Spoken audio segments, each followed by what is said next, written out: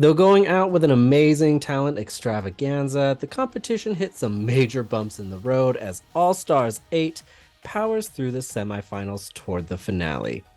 I'm Grady, I'm Zach. And I'm Charisse. and this is Highlights.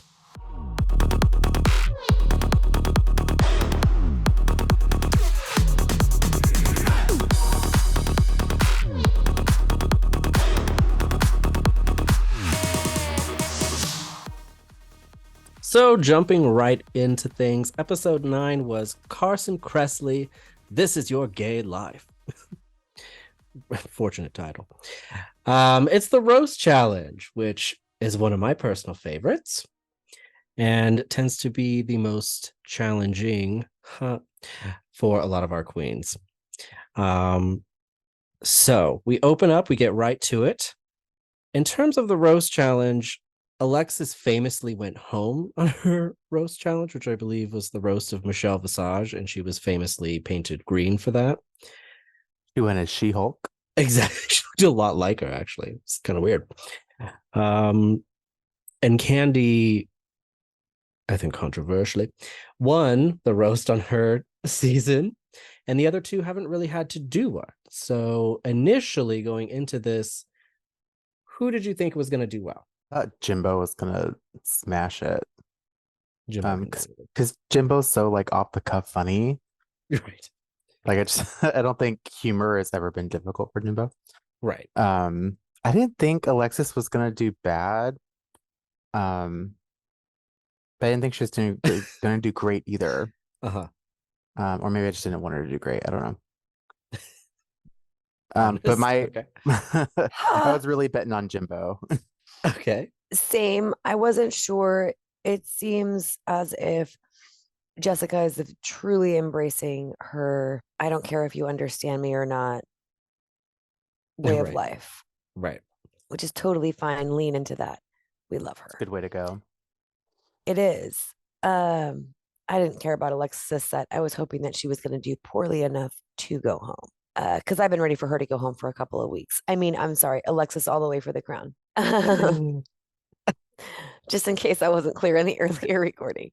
Right. But yeah, I figured Jimbo would do well. It was hit or Okay. miss with Candy, but I don't know.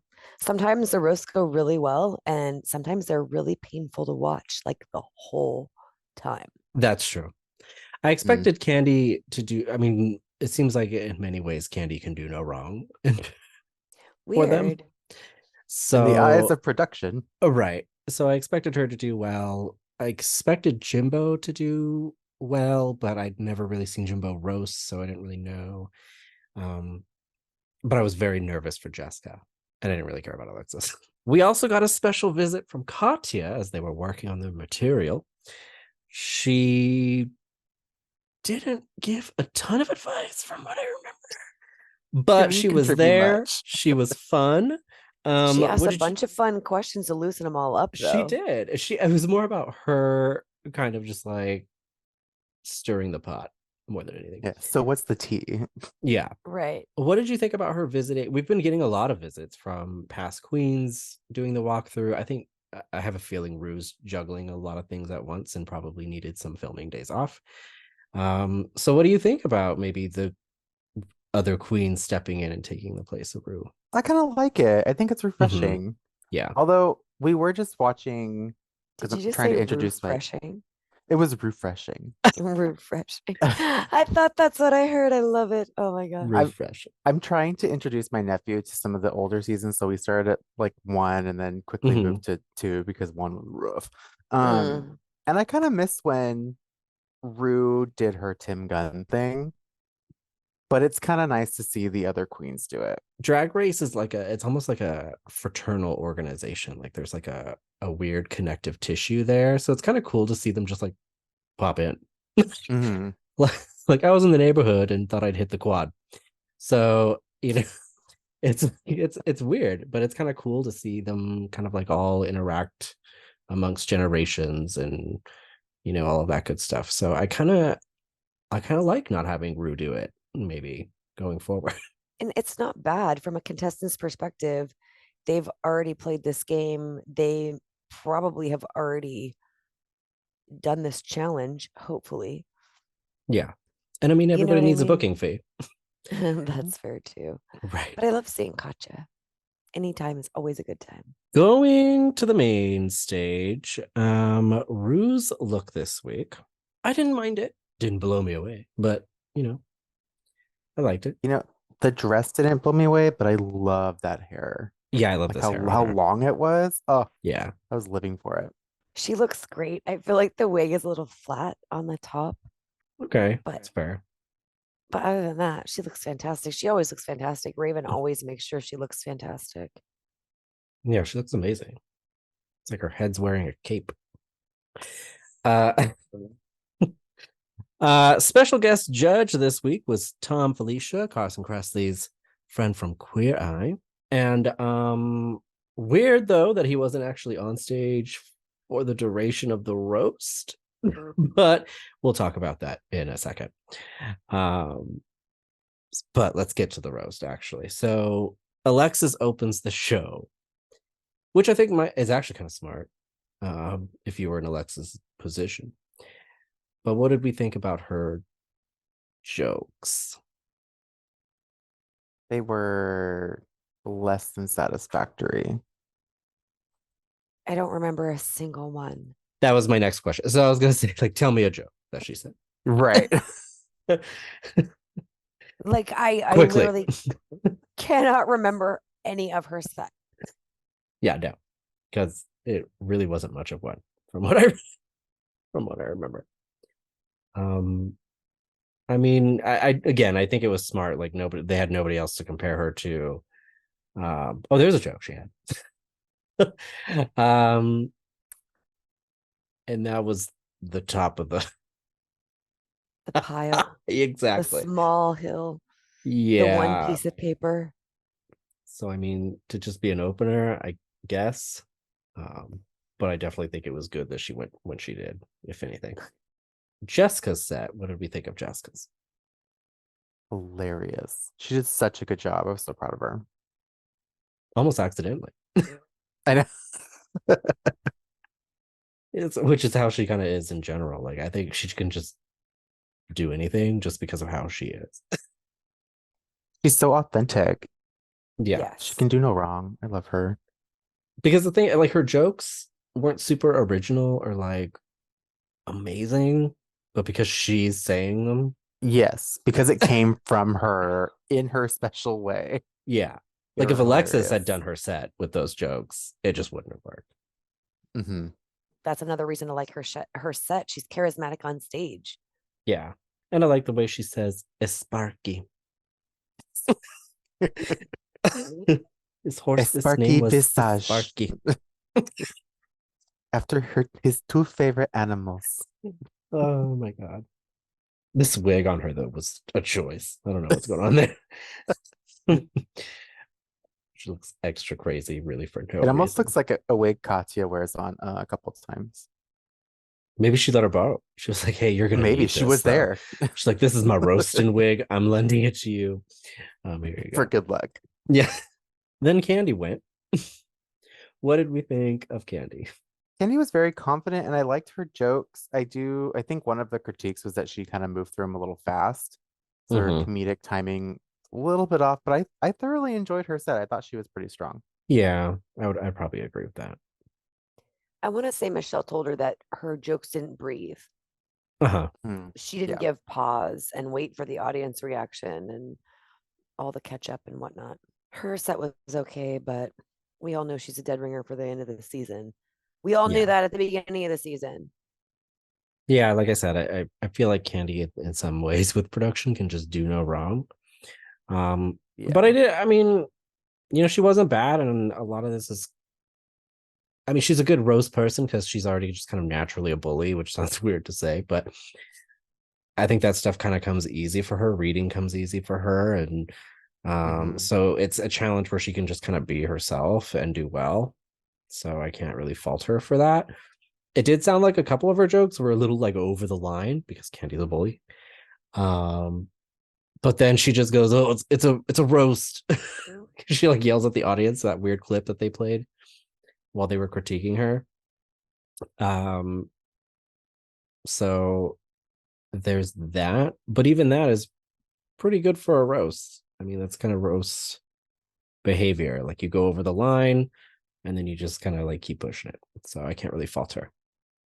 Jimbo was the closer, or at least that's what we thought, and went last. What did we think of Jimbo's set, who made the very controversial and risky decision to do it as Joan Rivers? And a great it was. She was hilarious. I will say, I feel like Jimbo also uses characterizations as a crutch sometimes, which yeah, I'd agree with that. I've said about people in the past, and we've talked about that, about a lot of people in the past. So I do want to call it out because I think even Jimbo admits it in this episode. Like, I'm gonna be a character. Like, I have to be a character. But at least Jimbo did it really well. So if you're gonna do it, then do it really well. Yeah, Jimbo did do it really well. He did. I wouldn't think like so. When I think of people who like hide behind characters, like Ben de la Creme comes to mind. Uh-huh. And I don't feel like Jimbo does it in the same way. Like when Jimbo does it to me, it's like part of his performative act and part of like the art of what he does. Whereas when Dela does it, it seems a little less genuine. For some reason, it seems more genuine when Jimbo does it to me. Jimbo seems to do it strategically. Mm-hmm. So meaning like, and I read a few different reviewers, like just to kind of one to get visuals and stuff. But I like to kind of see what other people had to say other than our own initial reactions and our own little bubble. And someone made a very good point, was that Jimbo doing Joan actually probably made the roast harder because there's an expectation for how Joan did roasts, and Yeah, making I could sure see that that. you have to be extra funny to make the risk pay off. And because of how quick-witted Joan was, like, you almost have to make double the jokes to really make it worth it. Mm-hmm. So Jimbo likes to take a big swing, and I think it pays off a lot of the time. So Right. Because instead of developing your own comedic timing, you're using someone else's comedic timing, which has to be on point. right, which made it to her easier, but required more skill, I think, than the others. Yes. While we were talking about Jimbo and the roast and doing it as Joan Rivers, it got me thinking, I know way more about everybody else out of drag except for Jimbo. Mhm. Jimbo is always his drag character, Yep. regardless of whether he's in the confessionals, standing it with Rue through the walkthrough, on the main stage. Like, I have no idea who Jimbo, not the drag queen, Uh-huh. is. That's true. Yeah, I didn't really think of that. Jimbo is always calculating. Always.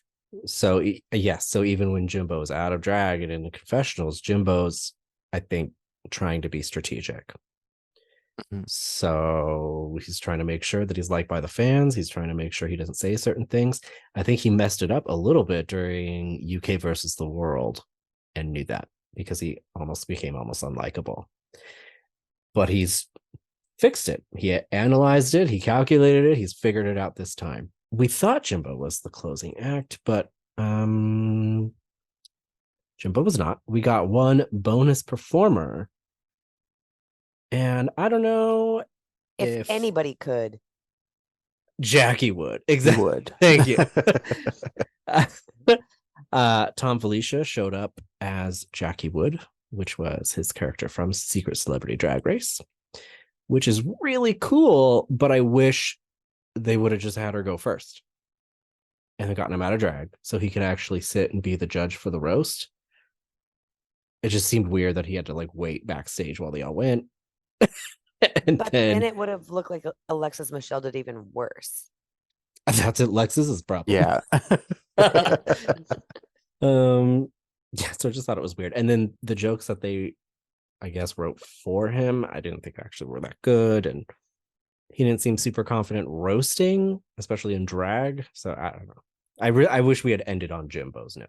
Getting into the runway, category was Snow Bunny. What did we think of Alexis Michelle?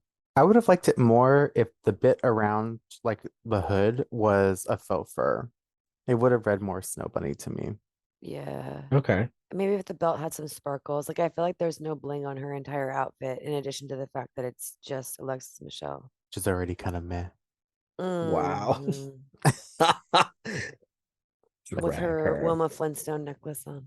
Wow. I mean, I think she looks pretty.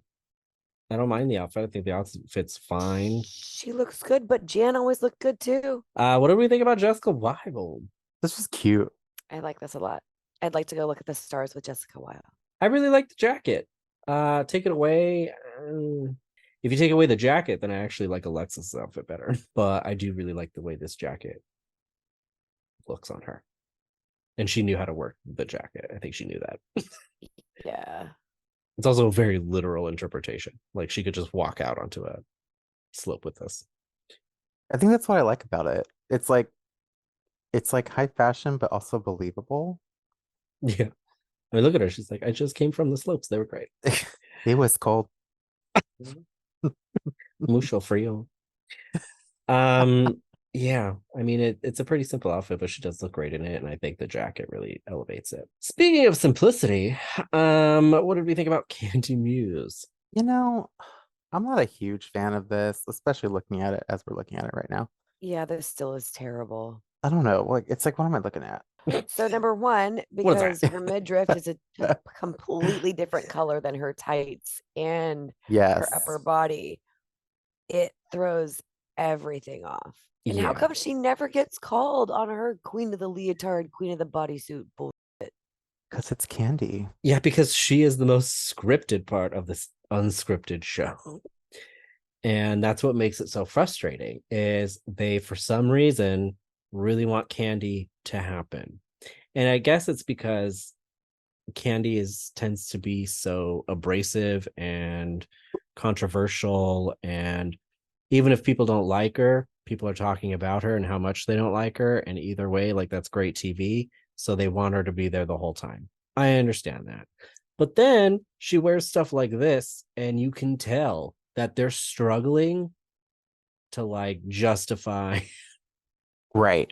why she needs to be on top with it. And that's where it makes it frustrating, I think, as an audience member, because then it just feels so forced and it's annoying. Feels less and less like an actual competition. What did we think about Jimbo? So I liked Jimbo's look, but I had an issue. I feel like a lot of queens, like especially when we get to like the Fame Game looks, did like an ice queen and not a snow bunny. And this is almost a little too far to ice queen for me, but I do like how detailed it is. Like I think it's a really pretty look, but I'm not really getting snow bunny from it. And I think that's my only Fair. issue with it, but it's otherwise really pretty and really cool. Like, and the hairpiece is cool too. Like, I like it. I absolutely had not thought about that until just now as far as Ice Queen versus Snow Bunny. But yeah, it definitely reads way more Ice Queen. I love this wig. But yeah, I don't feel like it quite fits the assignment, like you said, Zach. I didn't like this. Well, all right then. I mean, it's fine for the most part, I guess. But what, it doesn't read snow to me at all. Like snow anything. Like the feathers throw me off. Like none of this. Like I wouldn't look at it and be like, oh, she came from the snow. Like no, not at all. So I don't know really what she was going for, or maybe if this is something she had and was like, it'll work or what. The wig is cool. I like the wig. I don't mind the wig, but I didn't feel like it hit the assignment really at all. And even for another challenge or runway theme, I don't know that it would still even really be enough, especially by Jimbo standards. So I don't know. I mean, it's fine. Like if she was just wearing it for something, I'd be like, oh, that's a really cool dress. Whatever. Just casually. Yeah. She's Like in to the the store. supermarket. Yeah. I would be like, yeah, that's like really cool. But to be like, oh, I'm a snow bunny in the no. I guess more like Swan Princess or something would probably Yeah. make more sense. Yeah. Maybe Winter Wonderland. Like if she wore it to a premiere or something, I'd be like, yeah, great. But getting into the Fame Games, what did we think of Monica Beverly Hills? It is closer to Snow Bunny, but I'm not wowed by it. It's almost confusing to look at. Okay. I almost read it as Snow Kitten. And I feel like Meow. I feel like her runways are cute, but at the same time, definitely not large enough for the RuPaul's Drag Race main stage. Like Yeah, not large enough looks at all. I agree. I think this was also a very literal interpretation, but at least Jessica's had something special with that jacket.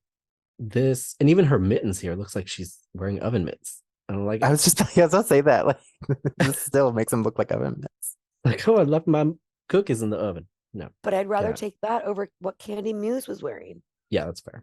That's true. What about Naisha Lopez? This was not Snow Bunny. She's pretty, Again, yeah, not Snow Bunny. Ice Queen. Yeah, I mean, I think it checked the box more than Jimbo's, to be honest. And I love looking at Agree with this. that. Yeah, I love looking at it. I think it's a great outfit. She looks amazing. So I think she would, if she was still around, I think this is one of the few times I would say she would stack up against the other people. But yeah, I would say, does it scream Snow Bunny to me? And whatever they interpret that to mean, I don't know. I don't think she spent the time thinking, what does Snow Bunny mean? How can you know what I mean? Right. She was like, which JLo costume fits the Snow Bunny theme the best? Okay. All right. In a second. Collect your thoughts. Mrs. Kasha Davis, who intentionally went as Yellow Snow. Okay, go she on, was go here on. and walked the runway. And here she is. Yeah. I think this read more Snow Bunny than a lot of the other contestants did. Even though it was yellow snow, I Okay. think it is more Snow Bunny than what other contestants brought. Okay. Not my favorite look, but I don't hate it. I'll give you that. It is way more Snow Bunny than Candy Muse. But yeah, I'm tired of the flats a little bit. I hate this. Yeah, figured you would. Yeah.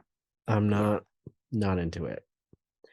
I think I think it's way too yellow. Like I spread it out. Like let me figure out what this is going with what you're going for. I like the hair on her. I like it when she actually wears younger wigs, like that make her look younger. Because she's actually really beautiful when she does. And it reads less grandma, which for some reason she really leans into. Which is fine. Really leans into. It's not the Yeah. Mrs. Kasha Davis. She is like Grandma Kasha. Madam. Yeah. The moon boots are fine. They're snow boots. Check. I almost wish they were like the same kind of puffy material just to kind of tie, because they almost don't go. Yeah, and that's the thing. It's like they're completely different shoes. Like for what? Right. She could have worn a yellow pump and it would have worked better. Right. So I don't understand. And it traumatizes me because my mom used to make us wear these shoes regardless of the time of year. And despite the fact we didn't live anywhere where it snowed. Like Napoleon Dynamite. So in case you're wondering. Trailer park white people really do wear those all the time. Anyways, Darien Lake went as a snow bunny, if you know what I'm talking about.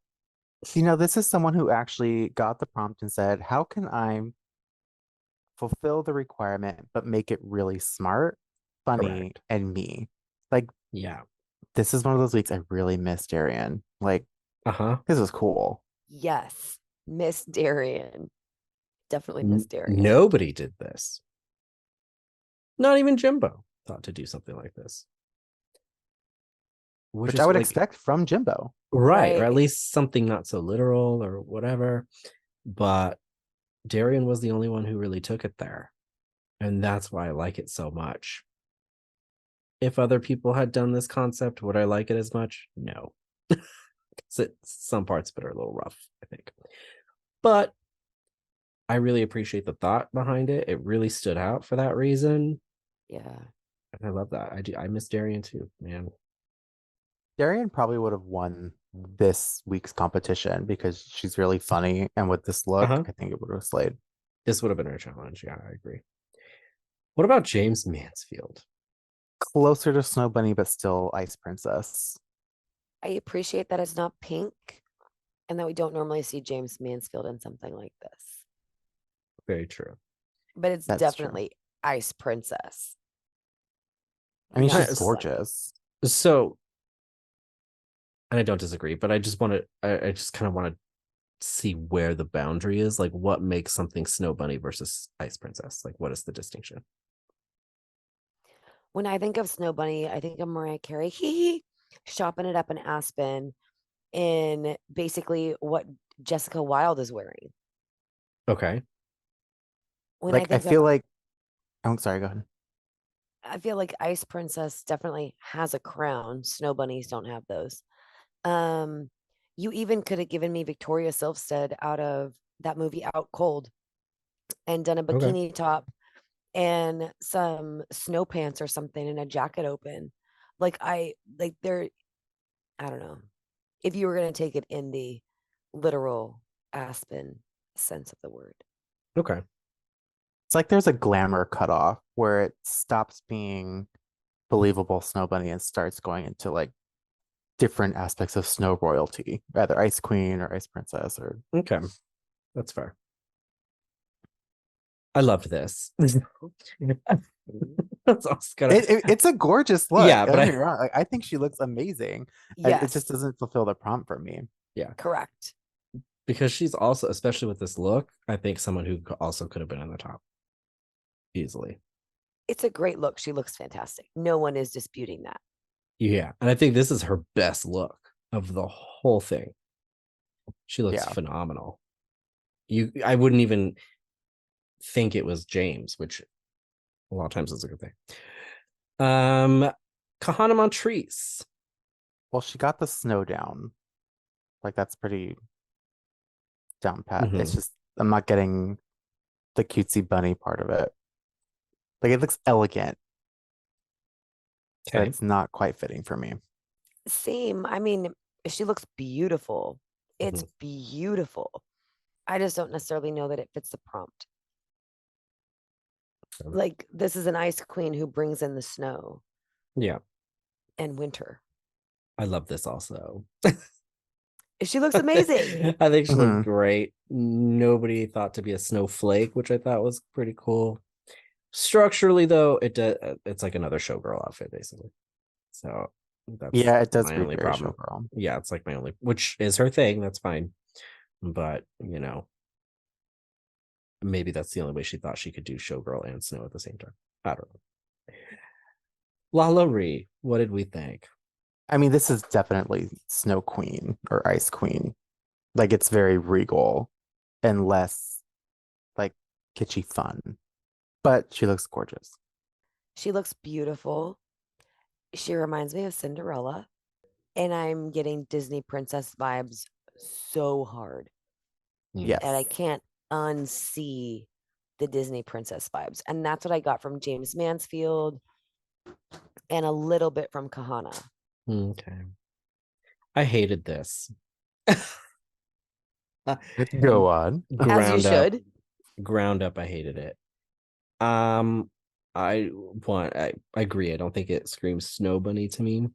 But I also I don't know that I would say that it's snow anything, at least not to me, other than it being blue, like an ice blue. And I'm not a huge fan of this yarn looking top ramen wig, to be honest. Love Lalaurie. I think she's great. She's one of my favorite people this season, actually. But this is not it for me. I like her blonde, and she looks good in blue. Yeah. Maybe not together. Not like this. Not like this, sweetie. Please. Top all-star of the week was Jimbo. Do we agree? I would have been satisfied with a Jessica win, but I agree with Jimbo. Alexis Michelle was robbed. I'm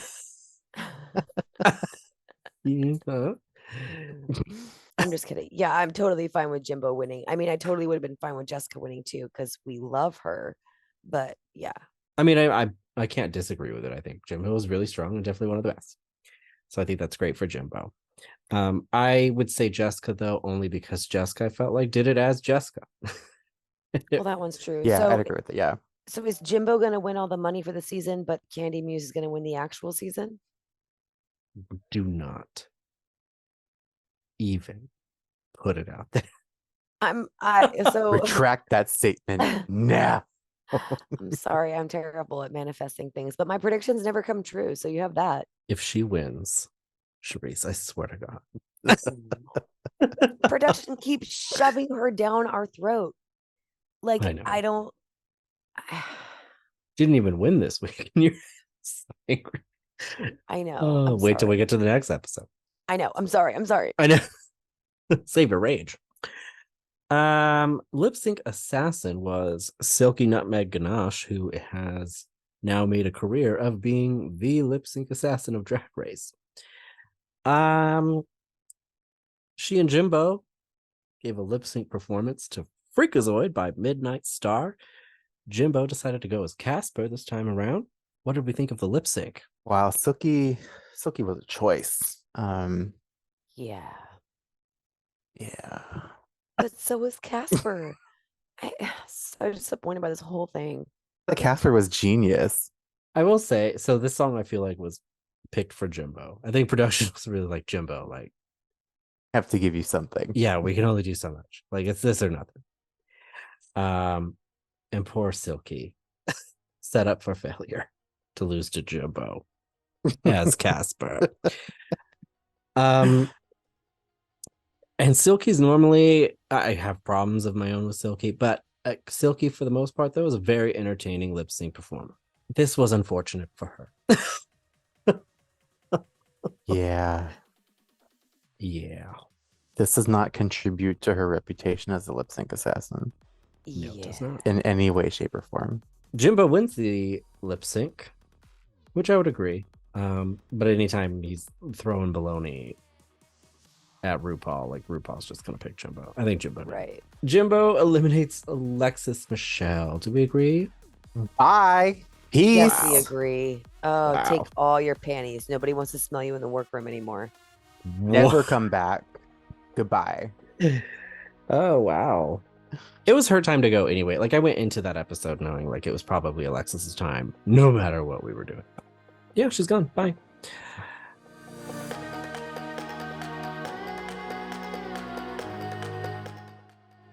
Moving right along. Episode 10 was the letter L. And we start off with our top 3. Is that for getting rid of the last loser? Wow. I'm just asking because they're shoving Candy Muse down our throat. So obviously somebody has to be the winner, whether we like it or not.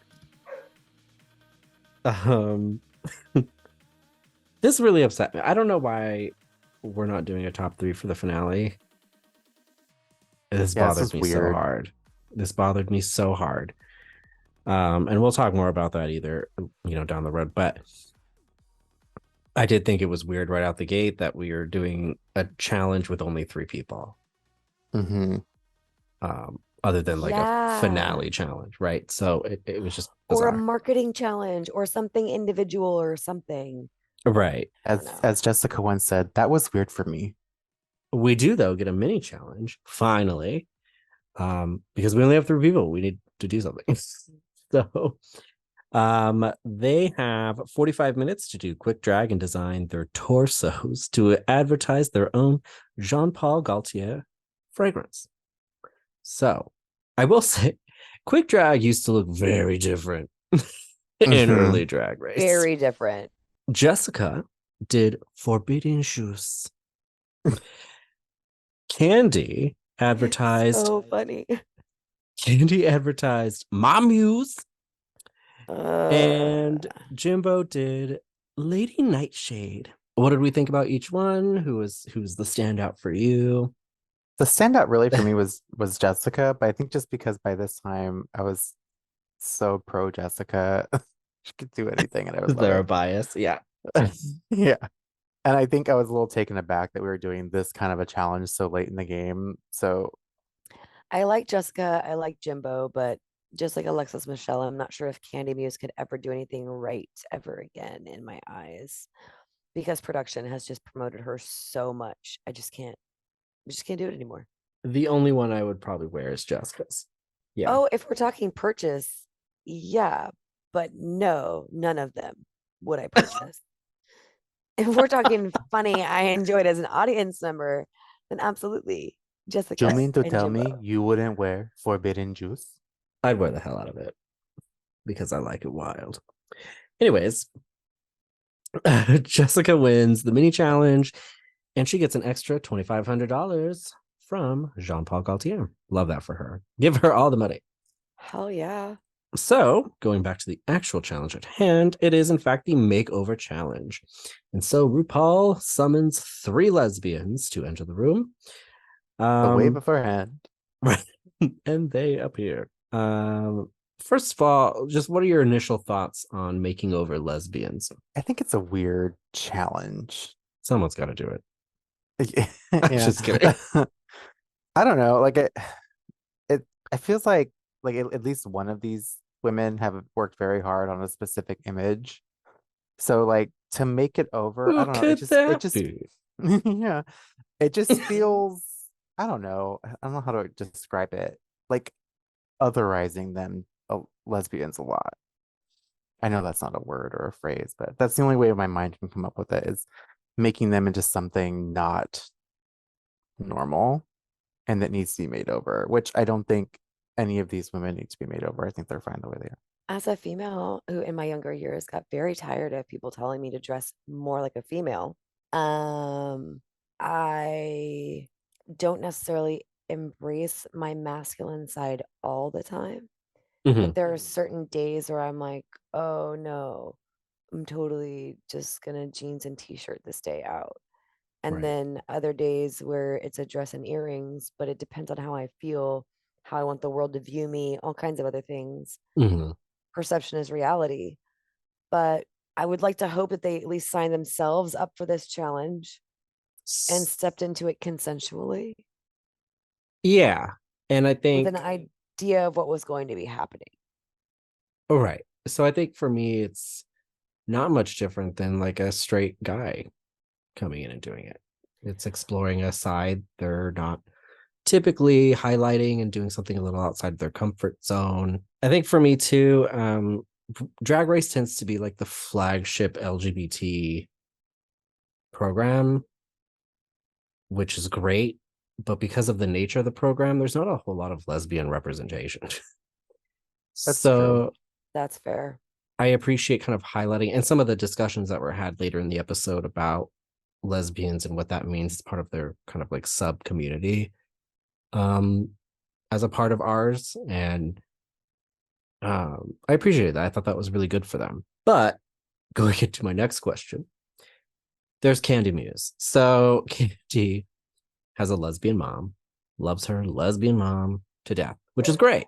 I love that for That's not Candy. the word she was using, Grady. Oh my gosh, Yeah, I forgot all about this. yeah. So Candy, throughout the entire episode, like he throws out the word like there's no tomorrow. Three Wait, quarters of the episode, she right, stops at some point. right. Well, I think production probably told her to, and makes it a point to say like, oh, my mom's like totally cool with me using this word and like all this stuff. So like that's great and all, but there's obviously like some people don't like that word. Some people in the lesbian community probably feel a certain type of way hearing that word for their own personal reasons. Um, there's like a lot of reasons why Candy probably should have been more thoughtful about throwing it around. And I have a feeling production probably said something to her because then Candy addresses it later in the episode and says, I know people may have problems with, gay men, especially like using this word, but here's why I'm saying it, blah, blah, blah. And there was like this whole dialogue about it. So weird how production made sure to edit that part in. Make sure you find our main character still likable. Exactly. Because Right. they're like, she's about to cancel herself. They're like, someone do something. Get in there. You're going off script. You're going off script. We Right. set this whole thing up for you. Right. So I don't know. I just hope that this did, you know, what the show I think intended to do for the lesbian community, and they didn't feel like a certain type of way about it. I do say, for the most part, it looks like they're having a good time, and they're bonding with the queens. Nobody's really struggling to bond with their lesbian. They're pairing quite nicely, and everybody I think got one that really complements them. And yeah, I think for the most part it's going okay. I just hope they perceive it that way too. It's so weird how Candy's could literally be her sister in the face. Right. Like they look so similar. It's unreal. Yeah. It's like a pug and a Frenchie. There was some behind the scenes issues during this challenge. Do tell. Really? So production did not provide properly fitting shoes for 2 of the makeover contestants. Jessica Wilde, in an interview, said that she had to go directly to production and demand that they get properly fitting heels for them or they were going to hurt themselves. She didn't care if she was sent home for it, but it wasn't fair to the contestants. Interesting. 2 And guesses you whose do kinda hurt contestants they were. yourself. Jimbo's and Jessica's contestants. Candy's contestant was. Of course. Interesting. Yeah, she said that in an interview that it was not very equitable to make over the contestants. So I thought that was really Wow. interesting.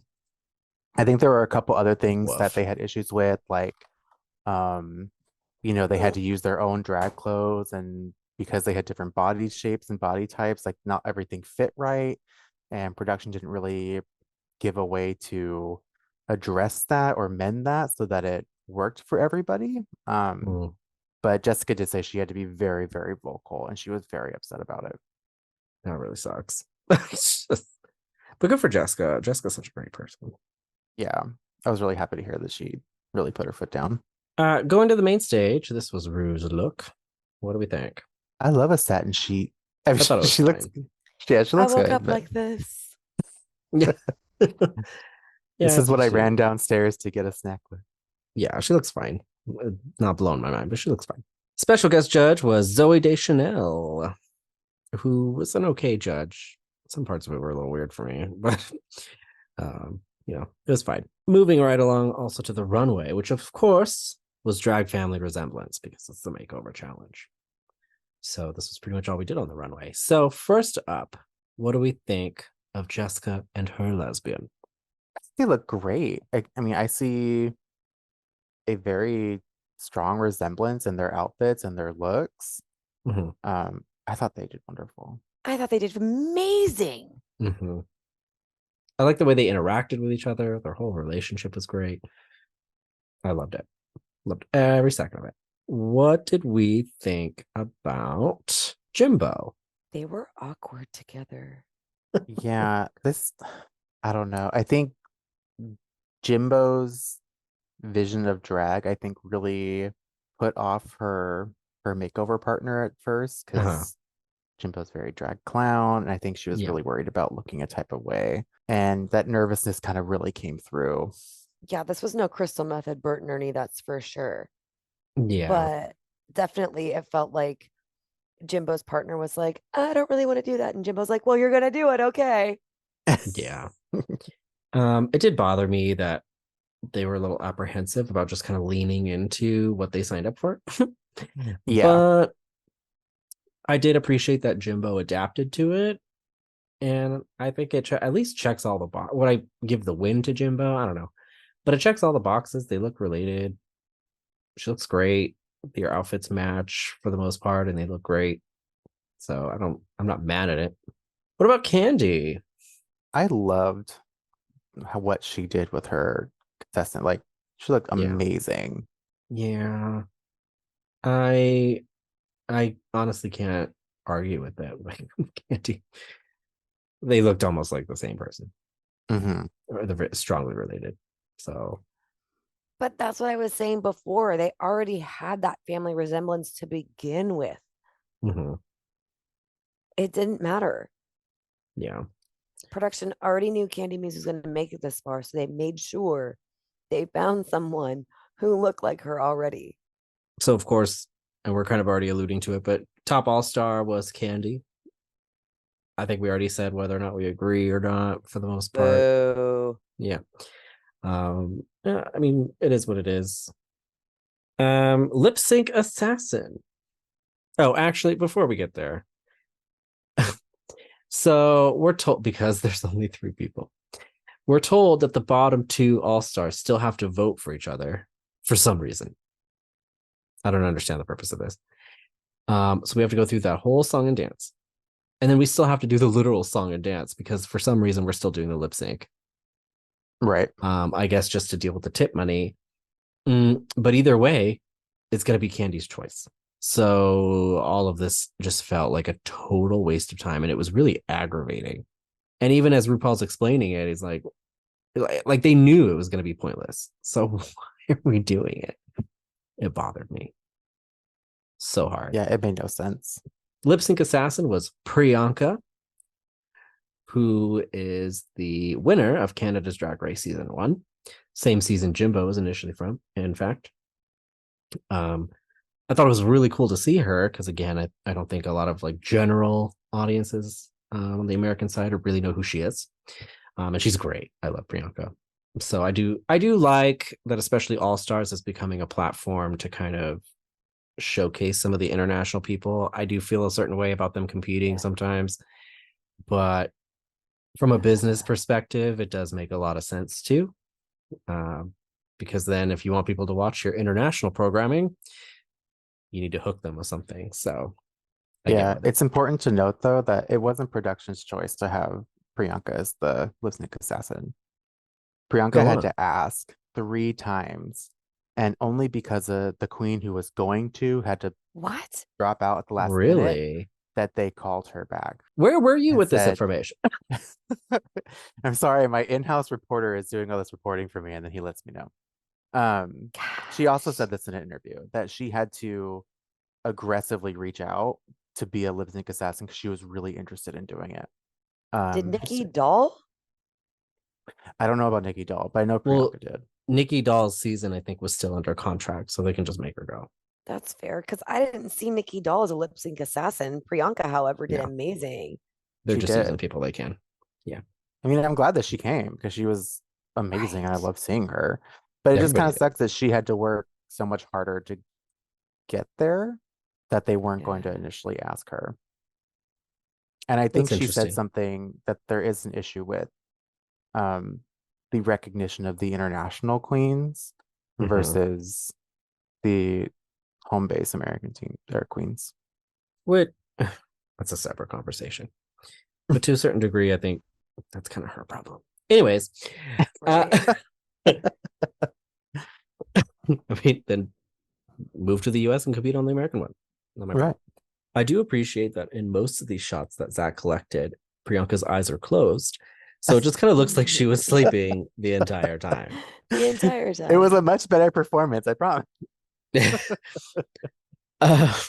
Priyanka and Candy lip sync to Jumpin' by Destiny's Child. Her eyes are open there. Yeah, she's alert. Oh, wait. Yeah, she's there and back to sleep. And great shots. Especially of Candy. Yeah, I love Candy in this shot. Looks like somebody maybe rang her doorbell and she's barking. Stop. Oh my god. The lip sync, I felt like Candy just kind of does what Candy does and moved around the stage in a very Candy way. Did some of her high kicks. Yeah, nearly kicked herself in the face with her foot. Priyanka really did a lip sync. She made sure people could see that she was lip syncing. She was doing all her stuff. She was super entertaining. She was great. So, and I think maybe her advocacy paid off because it seemed like RuPaul was really into her. So I think we'll see more of Priyanka.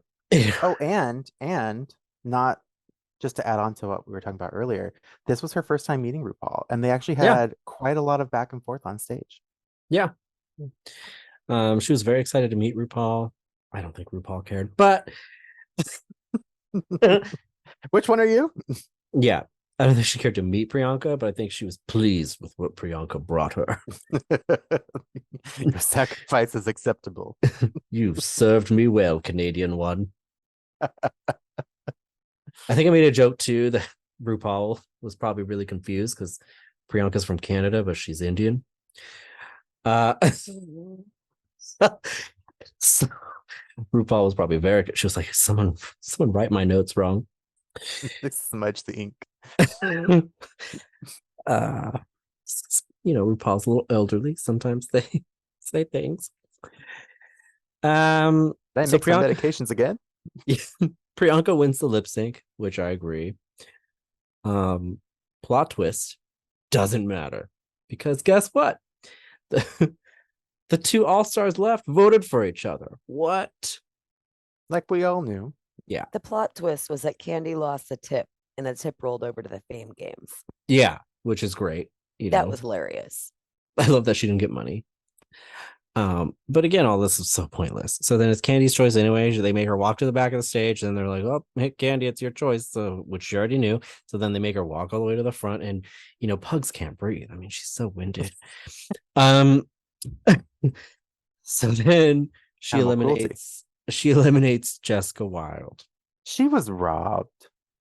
This whole episode was pointless. They should have just had a top 3. I was waiting for them to have a top 3 and for her to save Jessica because Jessica's done amazing this entire season. But no. Yeah, it makes me sad. I don't understand why we're doing a top 2 for the finale. It makes no sense to me. I'm hoping that something wild happens in the finale that makes it make sense, but none of the finale, not finale spoilers, but the spoilers in general I came across haven't really alluded to any major reason for that. So it just really bothers me. And I think she's finale material. The only caveat is that I'm glad she at least qualifies for the Fame Games so she doesn't go to the finale and leave with nothing. Yes. Jessica's gone. I can't be mad at Candy. Candy did. I mean, what was she going to do? So. Right. Play the game as you're going to play the game. Yeah. And it's between Jessica and Jimbo. And it's like, if she eliminates Jimbo's won like 4 challenges. Then everyone's going to hate her even more than they already do. And then she betrays Jimbo, who's one of her close friends, one of her best friends. Actually, they just came out with a friendship necklace together that they're selling. It's this whole thing. Anyways. But, oh yeah, they're very close. And then the other option is just, eliminate Jessica Wilde, who's also done really well and is going to be a fan favorite. So it's like, what the hell is she going to do? Anyways, Jessica's gone. Or is she? Because guess what?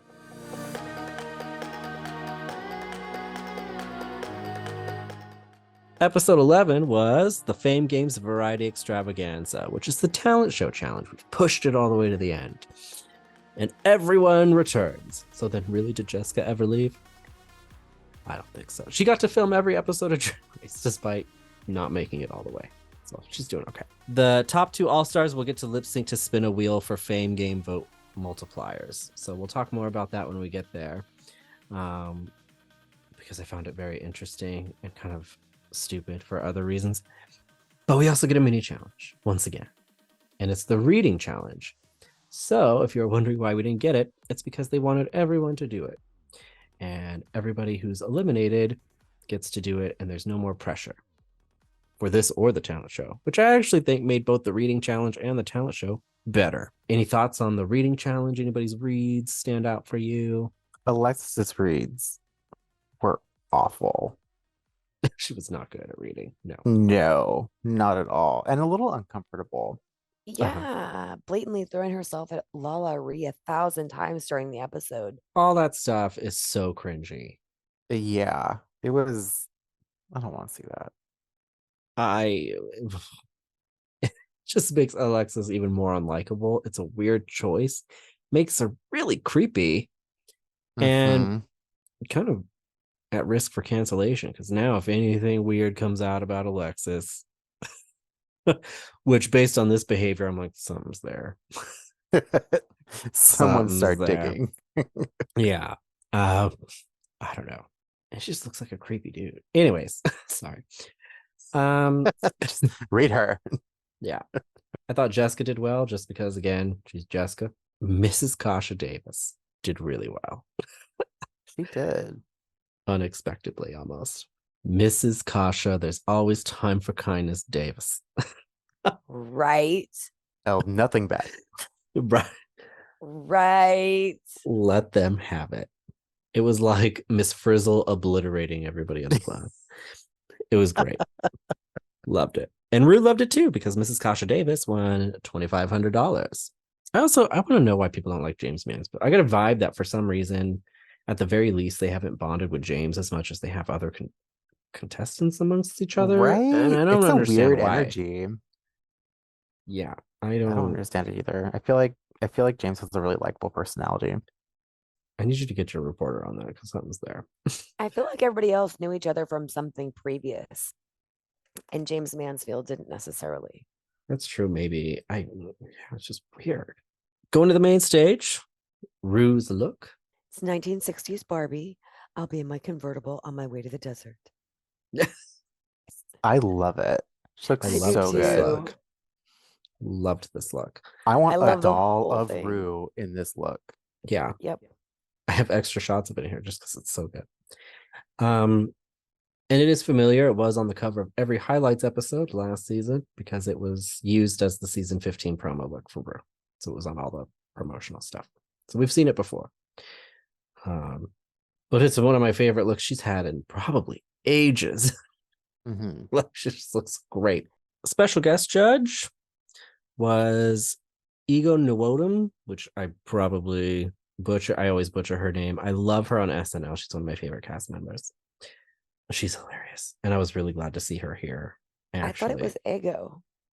It might be how she pronounces it. I don't know. Going right to the talent show. So Jimbo and Candy get the night off for the most part. They still get to showcase their talents later, but they're not being judged or critiqued. There's no real pressure on them, but they have to host the Fame Games Variety Extravaganza and work as a team, which, like I said, they're very close. They're very good friends. So I think they were happy to actually do this together. What did we think about them hosting the show? I thought they did okay. I wasn't sure if they wrote their own jokes. The jokes were written for them. I really don't like Candy's outfit very much. Yeah, why does it always have to be a bodysuit? Yeah, it's always a bodysuit with Candy. I know. This is one of my more favorite of her bodysuits, I guess. Is what it is. I thought they worked well together. I liked it. I like that they impersonated each other when they first walked out. That was cute. They're a good team. I can see why they're so close. They work really well together. I think Candy's like a really good sidekick for Jimbo. So it worked for me. Monica Beverly Hills did an original song. We got a lot of original songs this episode. And I'll say, just as a disclaimer, I don't think a single person did bad in this talent show, which is a big deal because usually there's always one for me that I'm like, ooh, this did not go as you planned. But I thought everybody did well across the board. But what did we think about Monica's? She took a really long time to actually get to the point.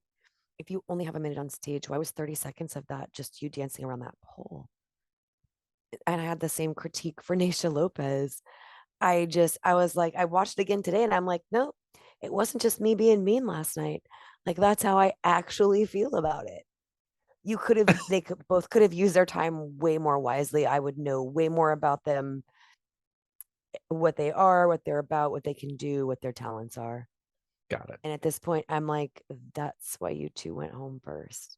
Because you're slow starters. Good to know. Absolutely. I love you for that. I wasn't really into this. This was boring. And that whole bit with like the lamppost that went nowhere, I was like, oh, okay. It was like Darian Lake's net at the Net Gala. Like you're like waiting. Yes. Oh, wait, nothing's gonna happen. Oh, okay. I'll just sit here then. I've downloaded that song and listened to it like 80 times. No, I'm just kidding. I haven't.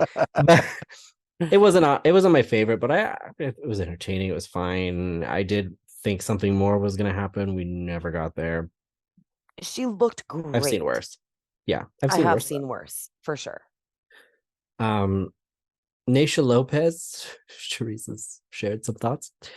Um, Naisha did a dance. I thought it was good. It was different. Like it wasn't. I'm gonna say right now, and this is just my personal bias. I hate original songs. Although I Yeah, did like I'm one over or them. two from this talent show. Yeah, There were one or two that really stood out. So it was nice not to have an original song. Like, and dancing is 100% a skill. Like it is a talent. So Absolutely. this was nice to see something not an original song and something that is really a talent. Um, I'll give you it that didn't it hands didn't down. wow me. Yeah, it didn't wow me, but it was yeah. But it gave me a little bit of insight into who Naisha is and what's important to her. And Right. that's something I did definitely. because we've spent so little time with her. I had no idea. So um I appreciated that. Did it blow me away? Would I make her in the top two? No. But I thought this was fine. I feel like she could have used her dress more. I feel like there were a few lost opportunities, but she looked Yeah. fantastic as always. And like you said, we learned a little bit more about her. I Yeah. didn't learn anything new about Monica Beverly Hills, really. Yeah, that's true. And she did an original song. Mrs. Kasha Davis also did an original song. What do we think about it? Wow. And didn't she do an original song? Wow. I'll be honest, I didn't hate this. I didn't hate it. In in Yeah. that in that we learned a lot about Naisha Lopez from her dance. I feel like I learned a little more about Mrs. Kasha Davis from the You don't even know her name. I did I didn't learn much. Uh I thought it was kind of cool. I don't think she really believed she was gonna be spinning a wheel. So No. I thought it was cool to kind of just showcase this part of her because I don't think we ever really see this bit of her in competition. I appreciated that she didn't have to be the straight male. Like she was in they always say there has to be a straight male in the scene, right? So there always has to be Oh, like a straight shooter. yeah, right. So it's just her Barb from the Yeah. landscaping bit, Right. right? Like Right. that was the most Yeah. toned down of all the Uh-huh. characters and also the ugliest. So I appreciated the fact that she wasn't ugly this time, that she embraced, that we learned more about her, that she embraced again that flat life. But she was moving and grooving, and I didn't want her to hurt herself, and I'm glad she didn't. So there's that. There we go. All Yes, senior citizens should have life alert. it's very political in how she feels about stuff going on with the drag community. And she is one of those queens who's like, she's I was gonna say she's really into kids. That doesn't help the situation. No. No. But she works with children. She does like the story hour. She does like all this stuff. And her whole thing is being like this Miss Frizzle type person. So I understand why like she feels a certain way about it. It's cool that she's using a platform. It's cool that she's making those concerns heard and that she's, I think to her she looked very rebellious. Which is fine. I hated the wig, hated that black wig so hard. But I appreciate what she did. Darian Lake came out and did stand-up comedy. She sure Darian did. was super funny. I am tired of Darian making fat jokes about Darian, though. And that was the one, for the most part, we didn't get any negative critiques, but something that was said to her was like, you don't need to be Right. the punchline every time. Like I feel like that's old news, and she didn't need to bring it up, and that we could have learned Yeah. something new about her. Yeah. I did like her There's piece more of that's cake interesting joke. to her. Yeah. That was Yes, good. Zach. There's way more that's interesting about her than Yeah. just she used to be a fat girl. Right. And she looks great. Like she looks amazing. I think she'll be a really strong contender for the Fame Games if people like Lala Rhea and Jessica Wilde run in there.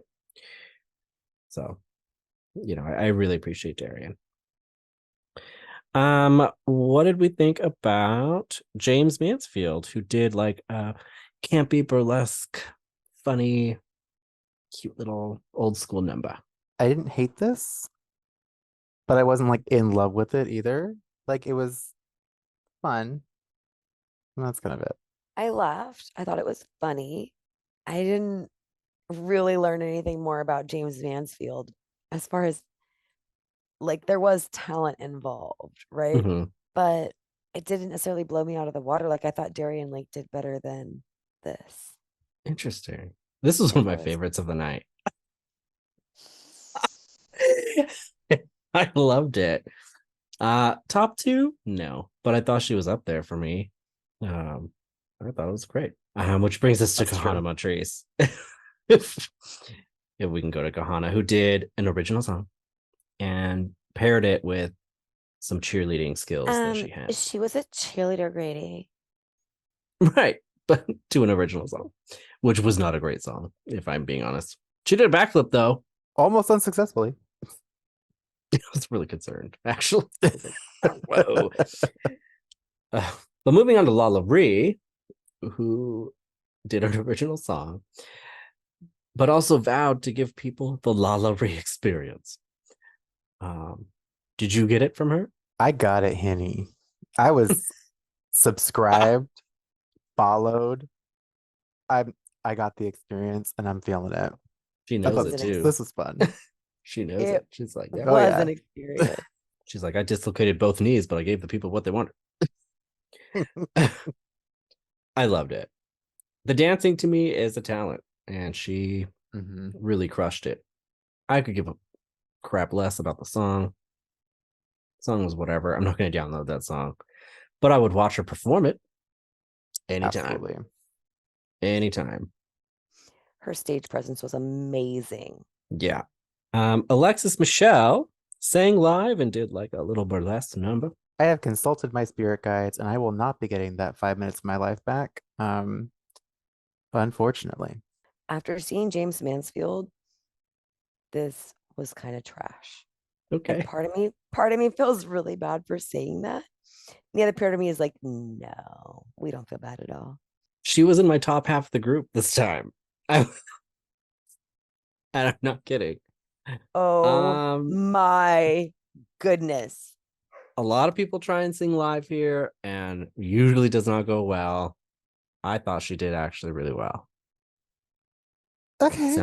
Sounded great. If I liked her as a person, perhaps I would be willing to see her point of view. That's true. My view of her is pretty jaded, or biased. So see, I was more entertained by Mrs. Kasha Davis. Definitely. Same. Okay. This was better than Monica Beverly Hills and Naysha Lopez's for me. Okay. Yeah, but so is sleeping on a public bus. Wow. Whoa, unsafe. Wow. I thought she did great. She sounded great. It's a talent in and of itself, and she did it live. And she didn't do anything too extra where she would sound like hell. And I thought that was smart. Is it mind-blowing? No. But I thought it was successful for her. It showcased what she needed to showcase. And after weeks of hearing about all this other stuff that's in her wheelhouse, this is the only time I felt like she actually stuck the landing with what she at least intended to do. So there's that. I'll give you that. I will begrudgingly give you that point. Begrudgingly. I at least was like, oh, this is why she's done Broadway or she gets cast in shows and stuff. I was like, okay. Like, now I understand. Jessica Wilde also did an original song. Did you like it, Wild? What did I loved it, Wild. It was amazing. I loved every bit of this song and her performance and her hair flips. She's the wild child. She is the wild golden child. She gave this so much energy. This and La La Ree were my favorites of the night. And then James Mansfield was a close third. And Darian Lake, I suppose they would tie for that third, fourth place. Yeah, I loved this. And the song was so good. She actually, I was looking for the song, which is how I know it was good because I don't care about any of these songs. But I was like, I would download this song. This is cool. Whipping your head around like that, it's not good for you. Please don't do it. CERNed. The inside of your skull is very sharp, actually. And when you do that, your brain rattles around and gets shredded, and it's not great for your brain. She was British before this performance. Always stay properly hydrated.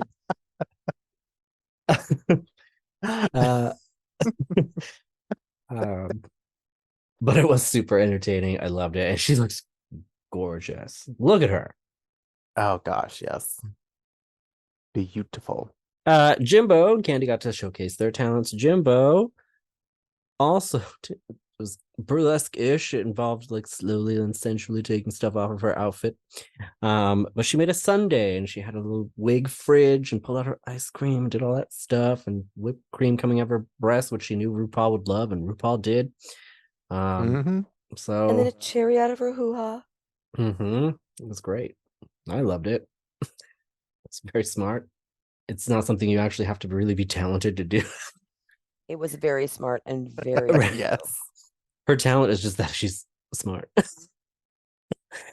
And RuPaul ate it up. RuPaul was like an old lady watching whipped cream shoot out of that clown's breasts, and she was looking at Michelle like, "You see, there's a whipped cream on it." It was great. It's like a Katy Perry concert up in here. Yeah, it was so cool. Candy did an original song. And she would like to be your muse. Does she inspire you? No. Me neither. I feel like if that wasn't her last name, she wouldn't know who she was. And that's just her go-to. That was her go-to in the mini challenge, the one that we were just speaking about, when there were 3 people last episode during the letter L. And then, oh my gosh, here it is again. I couldn't believe that it was her vocally. Maybe because I could actually understand the words. I was just like, I couldn't tell if it was her or this was like They had her say it really slow and enunciate, and then they just sped it up. Sped it up. Yeah. That's totally fair. It was not her. Yeah, and if it was with a lot of coaching, a lot of post-production, which is fine. I will say the song was stuck in my head for a while after. Kind of catchy. Yeah, so there's, that. So, top all-stars of the week. We're doing it old school. Lala Ree and James Mansfield. Do we agree? I'm not mad at it. Yeah. But I'm also mad that Jessica's not in it. See, I think they didn't choose Jessica because she was already going to be really strong. Maybe. I could see that. I figured and I'm not saying that James didn't deserve it. Like, James's thing was cool. But if I really had to stack them all up, like, Jessica was much better. Yeah, I don't know. Sure. I don't know. I just feel like production they were like, oh, the fans got to know Jessica way more, so we're not going to have her be eligible for the Fame Games. And probably not even Alexis Michelle either. So Lala Ree and James Mansfield lip sync to Rain on Me by Lady Gaga featuring Ariana Grande. Was an oddly really entertaining lip sync for me. It was, wasn't it? Yeah. It really was. It was like everything this episode was so relaxed. Everyone was at their best. Yeah. Someone I saw too say like, well, would the lip sync have been as great if Jessica had been in the top 2? Like, what would that look like? And I was like, whoa, that's fair. Because they would just kind of do their individual things at different areas of the stage. And what they do is kind of similar. That's true. Her and James being so different, and then oddly like wanting to feed off each other, which is a weird dynamic that worked really well. What did you say when we were watching? James really wanted the Lala Ree experience too. She did, yeah. Yeah, she went for staring it. Alexis She was getting in the eye. Yeah. Oh man. I'm just like, watch me get it. The lip sync ends in a tie. So they both spin the multiplier wheel. And I believe James gets 2 times the votes and Lala gets 3 times the votes. Which I think James was like, I hope it's 5. And then she hit 2 and she was like, well, the Fame Games have been great. It's been nice. Lala Ree, though, I think that really helps her out. And it really helps her out. So we'll see. I think James Mansfield was thinking, well, this isn't going to be too bad times 2. And then Lala Gari got times 3. And then that was. Yep. Yeah. She's like, good night, everyone. Thanks for having me. Yeah. And that's pretty much, wow, that was a lot of discussion. That's pretty much it. So let's see how everybody else reacted. It's time for top tweets.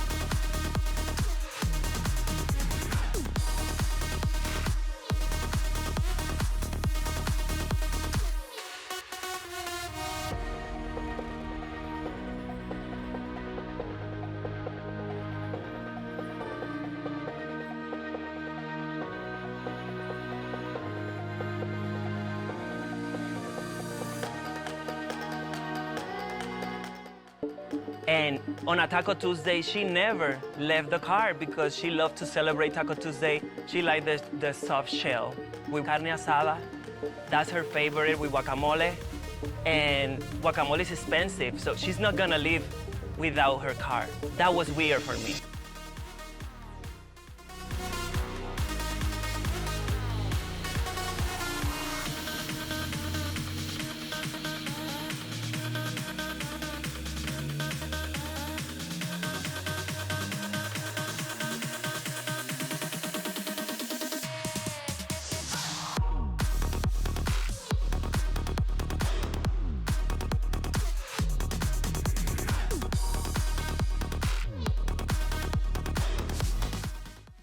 All right, so let's get into the scoreboard.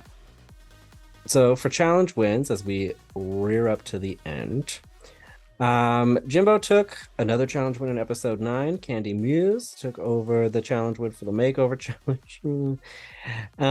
And though it didn't really count for anything in the competition, James Mansfield and Lala Ree won the talent show. Lip sync results. Jimbo got an extra $10,000 for finally winning a lip sync against Silky Nutmeg Ganache. Candy Muse lost her lip sync against Priyanka, and then the tip money rolled over into the Fame Games, bringing their total up to $60,000. And then James Mansfield and Lala Ree went head-to-head for the vote multiplier, ending in a tie. Contestant winning, so Mrs. Kasha Davis picked up $2,500 from that mini challenge win. Good for her. Candy Muse is now up to $40,000 in winnings. Alexis Michelle walked out with $15,000. Jessica Wild is now up to $37,500 because of that mini challenge win. Jimbo actually winning the lip sync bumped him up to $30,000, and Lala Ree still at a cool $15K. And here's the point system, which now looks crazy because everybody's dead. Nothing left but the finale, but you can see Jimbo has a very strong lead. Very, very strong. Which is why, going into the rankings, how is production going to make their favorite win? Which is why I think everybody will riot if Candy wins, because it's like you can't justify it. Right. Make it make sense if she wins. And I don't think they can. Make it make sense that she made it this far in the first place. Right. Right. Bodysuits. And I don't think they can. So, the current rankings, Jimbo's strongly in first, Candy's in second. Everybody else is eliminated. So for the most part, I'm expecting this to stay exactly what it is when we walk away from the finale next week. Makes me sad that Jessica's not going to be there. Well, she'll be there, but and Heidi won't be there because she quit. Oh man, it's rough stuff. Here's that promo look. I said we've seen it before. So this was the season 15 poster. So despite season 15, and now All Stars being kind of a rough situation in their seasons. Season 15 racked up some Emmy nominations. For the most part, it's the same stuff they get nominated for every year, including Outstanding Reality Competition Program and Outstanding Host, which are the main like on-air awards that they would win if they were to win an Emmy. Other ones are for casting and other things that typically get announced separately. So, other news.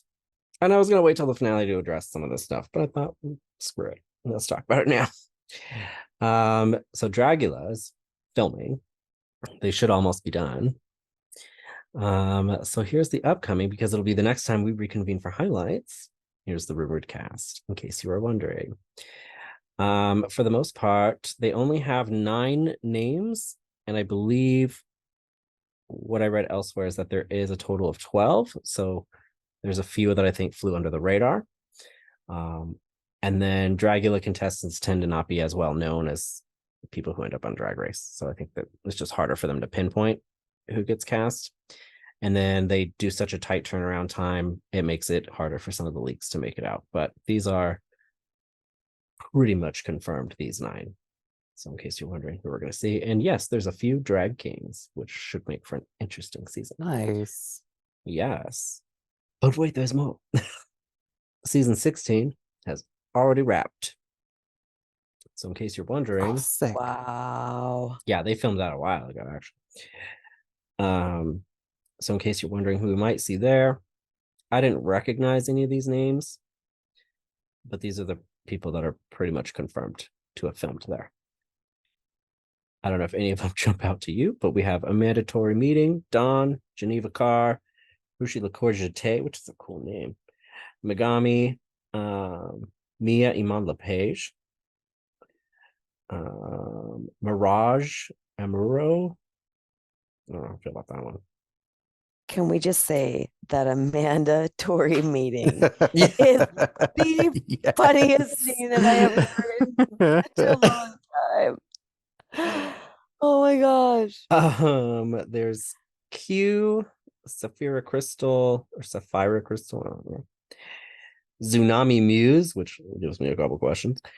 Morphine Love Dion, Nymphia Wind, Plain Jane, love that name, and Plasma. Ooh. Ooh, that's right. And also filming New York right now. Yeah. Well, New Oh York my Queens goodness. are also like, they get cast a lot. All Stars 9 is just went into production. So they're filming now. A couple images actually already leaked from one of Rue's looks, which is crazy. Normally that doesn't happen. So here is the rumored All Stars 9 cast, which I thought would be nice to go over since we're covering All Stars right now.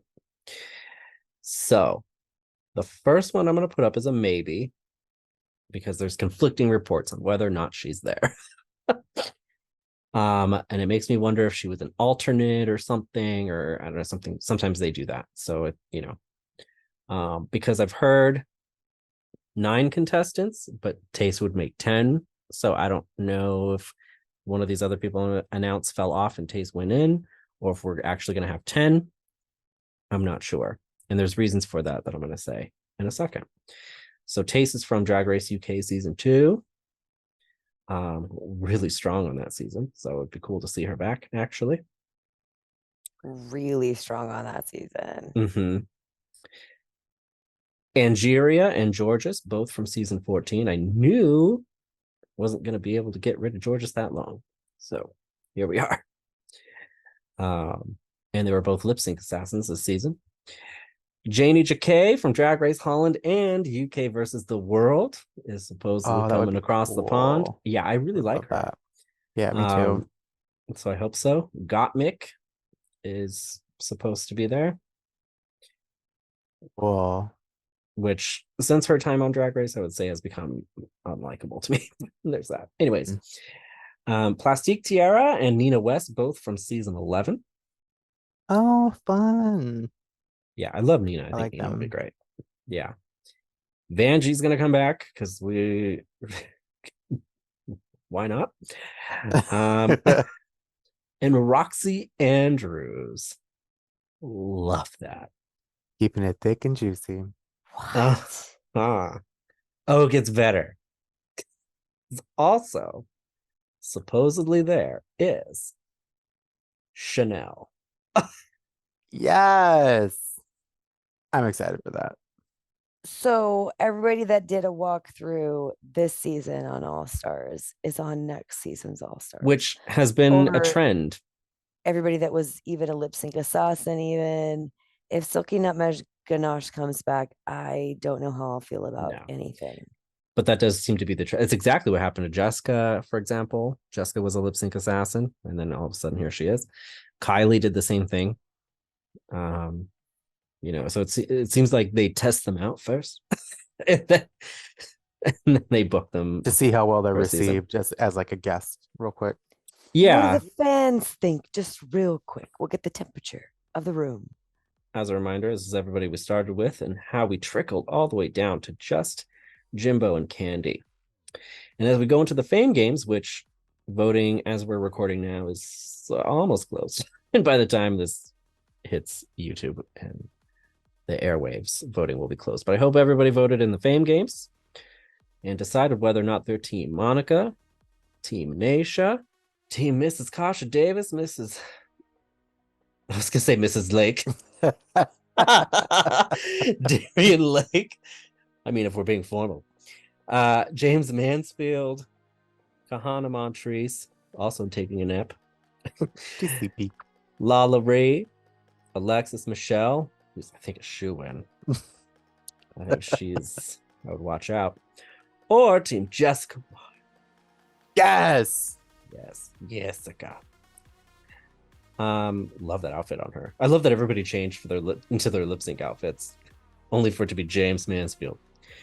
Anyways, and for the crown, you can either be Team Candy or Team Jimbo. Team Jimbo with Jessica in the Fame Games. It's my dream team. All right. Well, if you would like to catch any of our past and ongoing coverage of All Stars 8 and all of your favorite drag-related media, you can subscribe to PG Media right here so you don't miss out on a single episode of highlights. And with that being said, as always, thank you for watching highlights. And we will see you next time. Awesome.